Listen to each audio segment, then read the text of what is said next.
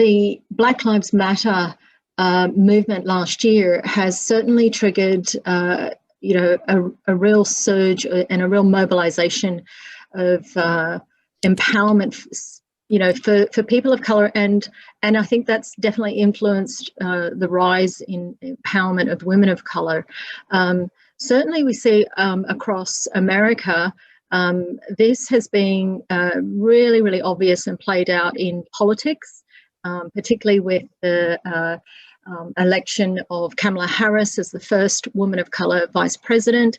So that, along with post-Black Lives Matter mobilisation and visibility of women of colour, I think is really influencing what's going on here in Australia.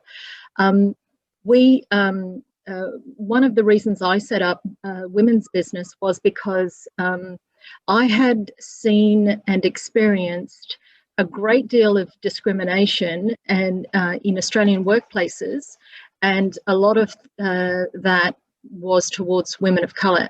I'd been trying to promote and uplift many very, very highly educated Aboriginal women who were academics in a particular university, and I saw people treat these women appallingly, and then that treatment was sort of meted out onto me.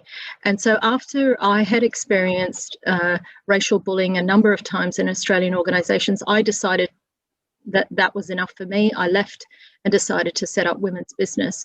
And women's business is really about creating a platform to amplify women of colour in leadership, because I really felt like this country has a problem seeing women of colour in leadership as valid and valuable. And little did I know that a couple of years later, the Black Lives Matter movement would occur, and amazing organisations like, this one, Women of Colour and Allies, would spring up, and lots of organisations like this. So I guess to sum it up, and I'm going to use the title of Stacey Abrams' latest book. She's the governor of Georgia, the African American woman, and her latest book is entitled "Our Time Is Now."